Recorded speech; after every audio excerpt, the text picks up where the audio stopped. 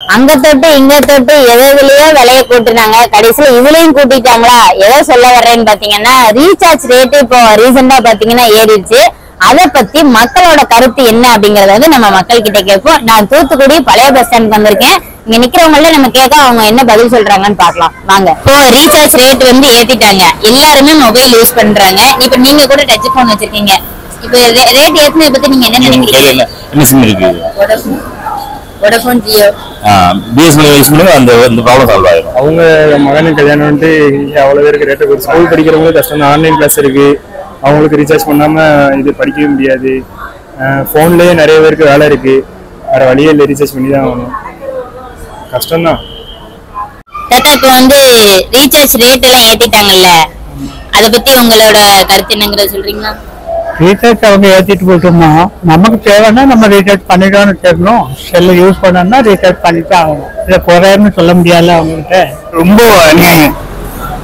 கஷ்டப்பட்டவங்களுக்கு கஷ்டம், சுற்றி இருக்கிறவங்களுக்கு ஒன்றும் இல்லை. சுற்றி இல்லாதவங்களுக்கு கஷ்டமா தான் இருக்கு. அதையே யூஸ் பண்ணிட்டு ஜிபேல வந்து எல்லாமே நம்ம ஆன்லைன்ல பண்ணணும்னு சொல்லிட்டாங்க. பண்ணிட்டு இப்படி ஏத்தனா எப்படி போட முடியும்? எல்லாமே இப்ப நம்ம அதுல இருந்து தானே போட்டுக்கிட்டு இருக்கோம். கரண்ட் பில்ல இருந்து எல்லாமே அதுதான் பண்ணுறோம். யாருமே போய் கேட்கல, எல்லாமே ஆன்லைன். அப்ப இது பண்ணி ஏத்தனா நமக்கு சம்பளத்தை ஏத்த மாட்டேங்கிறான். பிரைவேட் காரங்களுக்கு சம்பளம் ஏத்தல, கவர்மெண்ட்டுக்கு தான் அவங்க ஏத்துறாங்க. ரொம்ப கஷ்டமா தான் இருக்கு, ரொம்ப கஷ்டமா தான் இருக்கு. கொஞ்சம் கன்சிடர் பண்ணி ஆக்சுவலா பழைய ரேட்டே ரொம்ப அதிகம் தான். ஸோ அதே ரேட்டுக்கு வந்து பண்ணா எல்லா மக்களும் அதை யூஸ் பண்ணிக்கலாம். நெட் வந்து ரொம்ப அத்தியாவசியம் ஆயிடுச்சு. 4G 5G அடுத்து எத்தனை ஜி போறோம்னு தெரியாது. ஸோ அதனால கொஞ்சம் குறைக்கலாம், கன்சிடர் பண்ணலாம். அவ்வளவு மோசடி தான் நினைக்கணும். அது ஏத்துனே மோசடி தான். அது திடீர்னு ஏத்துனது எல்லாருக்குமே பாதிப்பு இருக்கு. அதனால யாருமே இதை நீங்க யூஸ் பண்ண மாட்டாங்க. அதை ஆமா டச் பண்ண வாங்குறதே பயமா இருக்குப்பான். ஜியோவும் ஏர்டெல் ரெண்டும் கிடக்குது. இப்போ ஜியோ ஈஸியாக தர விட்டாச்சு. ஏர்டெல் இப்போ யூஸ் பண்ணிட்டு இருக்கேன். ஏன்னா அதுதான் எனக்கு இந்த சிலிண்டருக்கு எல்லாத்துக்கும் பேங்க் எல்லாத்துக்குமே அந்த ஏர்டெல்லாம் கொடுத்துருக்கேன். அதனால அந்த ஏர்டெல் மட்டும் வச்சுட்டு அதுக்கு ஈஸியாக தர நிப்பாட்டியாச்சு. அந்த மெயில் அனுப்பிட்டே இருக்காங்க. பன்னெண்டு வீட்டுக்கார ஒரு சிம் கொடுத்து வச்சிருந்தேன், நான் ஒரு சிம் வச்சிருந்தேன், என் பிள்ளைங்க கூட வச்சிருந்தேன். இப்போ நான் ரிட்டைல் ஆகிறதுனால இப்போ எல்லாமே கேன்சல் தான். ஒரு சிம் மட்டும் தான் யூஸ் பண்றேன். எனக்கு ஒரு சிம் மட்டும் தான் எல்லா நம்பரும் கொடுத்துருக்கேன். ரேட் ஏத்துனதுனால எல்லாத்தையும் தவிர்க்க வேண்டியதா போச்சு. வருமானம் கிடையாதுல. வருமானம் இல்லாத ஆளுங்களுக்கு இந்த ரேட் ஏத்துனே கஷ்டமா இருக்கு. எல்லாருக்குமே அது கஷ்டம் தானே. அவங்களோட பிசினஸ் இம்ப்ரூவ் பண்றதுக்காக இது பண்ணிருக்காங்க. அது கஷ்டம், அவங்களுக்கு அது ப்ராஃபிட். எல்லாருக்கு திடீர்னு இந்த மாதிரி ரேட் ஃபிக்ஸ் பண்ணி கூட்டாங்கன்னு தெரியல. பட் கொஞ்சம் கம்மி பண்ணா, இதோட கொஞ்சம் கம்மி பிரைஸ் கம்மி பண்ணா கொஞ்சம் நல்லா இருக்கும். சாதாரண ஆளுக்குலாம் ரொம்ப பாதிப்பாது. ஜாஸ்தி எல்லாரும் ஜெல் இல்லாம இருக்க முடியல. கண்டிப்பா போட்டுதான் இருக்கு. அதாவது நாட்டுல விலைவாசி ரொம்ப ஏறிட்டு தான் போயிட்டு இருக்கு. ஆனா நம்மள வந்து ஒரு போதைகள் கொண்டு வந்துட்டாங்க. செல்போனுங்கிறது போதை. இன்னைக்கு சின்ன பிள்ளைங்க வந்து அழுகிற குழந்தை வரைக்கும் செல்போன் கொடுத்து வச்சாங்க. அப்ப அதை வந்து மீள்றது ரொம்ப கஷ்டம். இதே 250 ரூபாய்க்கு 2 போன் கொடுத்தாங்க ரிலையன்ஸ். அன்னைக்கு தான் நம்ம இந்த இதில் கொண்டு வந்தாங்க. முதல்ல அம்பானி குரூப்ஸ். இன்னைக்கு இந்த லெவலுக்கு நம்ம ஏற்ற பிறகும் நம்ம அதில் மீள முடியாது. அதுக்கு மாற்று வழி கிடையாது. இப்போ எல்லாருமே செல்போன் யூஸ் பண்ணி வாங்குற ஒரு இது கொண்டு வந்தாங்க. அன்னைக்கு காலேஜ் பிள்ளைங்க வீட்டுக்கு வரலாம் தாப்பனா அடிச்சுவாங்கன்னா சைக்கிள் எடுத்து காட்டு வந்தாங்க. இன்னைக்கு ஒன்று போன் அந்த பிள்ளை சொல்லி எப்பா நான் ஃப்ரெண்ட் வீட்டுக்கு புரிஞ்சு. ஆனா அன்னைக்கு அந்த பிள்ளைகள் இப்படி தான் இருந்துச்சு. இன்னைக்கு செல்போன்ல கெட்டு தான் போயிருக்காங்க. தவிர 90% செல்போனால கெடுதி தான் இருக்க தவிர 10% நல்ல விஷயங்கள் இருக்கு. ஆனா அன்னைக்கு செல்போன் இல்லாம 100% இல்லை. செல்போன்ங்கிறது ஒரு போதை. அடிக்ட் ஆன நம்ம வெளியே வர ரொம்ப கஷ்டம். இன்னைக்கு ஒரு காலையில் 1 மணி நேரம் சாப்பிடாம கூட வெளியே வந்துடலாம். மத்தியானம் சாப்பாடு செல்போன்ல ஒரு வாட்ஸ்அப்ல 1 மணி நேரம் இடையில பாட்டினாங்க. அன்னைக்கு நிறைய பேருக்கு வந்து மைண்ட் அப்செட் ஆகி என்ன நடக்குன்னே தெரியல. இன்னைக்கு காலையில இப்போ என்ன சாப்பிட கூட யாவும் இல்ல. ஆனா காலையில செல்போன்ல யார்கிட்ட பேசணும்? உன் பேர் பாப்பா லாவண்யா பேசணும் யாவும் இருக்கு. இந்த செல்போன் வச்சுதான். கண்டிப்பா இது வந்து இதுக்கு மாற்றம் இல்லை.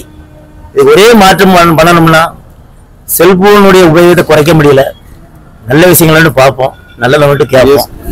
பிரைவேட்டுக்காரனுக்கு நெட்வொர்க் கிடைக்கல. அதே மாதிரி நம்ம கவர்மெண்ட் இதை பண்ணலாம். பிஎஸ்என்எல் எல்லா பக்கம் நெட்வொர்க் கிடைச்சா இப்ப எல்லாருமே பிஎஸ்என்எல் மாறிடுவாங்க. அது மாதிரி மக்கள் பயன்பாட்டில் அதிகமான ஒரு நிறுவனம்.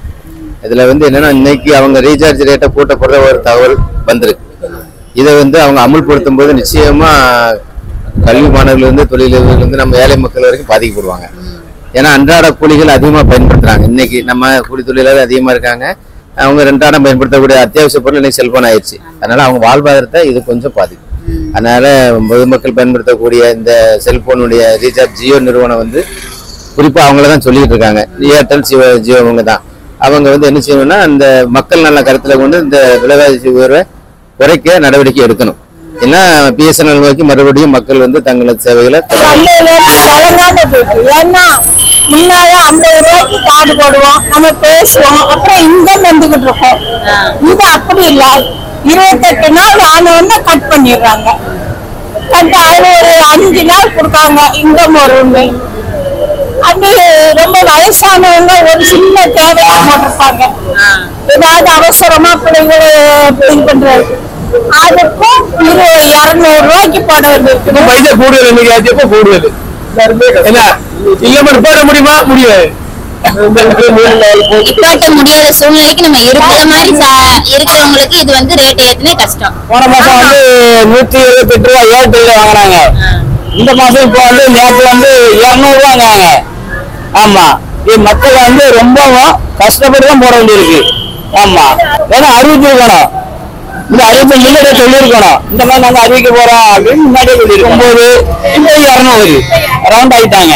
ஆமா, ஒரு முன்னறிவிப்பு இருந்தா வேற எதுலயாவது மாறியாவது நீங்க எதுவுமே சொல்லாம இருக்க. ஆமா, மக்கள் ரொம்ப கஷ்டப்படுறாங்க. வேலைக்கு போகாத மக்கள் வந்து ரொம்ப கஷ்டப்படுறாங்க. ஒரு தன்னோட பையன்கிட்ட பேசணும்னா கூட ரொம்ப கஷ்டப்படுறாங்க. ஏன்னா அப்போ நாங்க ஒரு 50 ரூபாய்க்கு 100 ரூபாய்க்கு பண்ணா கூட இது மாச கணக்குல கிடக்கும். ஆனா இப்ப எங்களுக்கு அப்படி இருக்கிறது இல்ல, அன்லிமிட்டட்னு போட்டு 28 நாள்ல கட் பண்ணிடுறாங்க அப்படின்னு சொல்லிட்டு ரொம்ப மக்கள் வந்து கஷ்டப்பட்டுக்கிட்டு இருக்காங்க.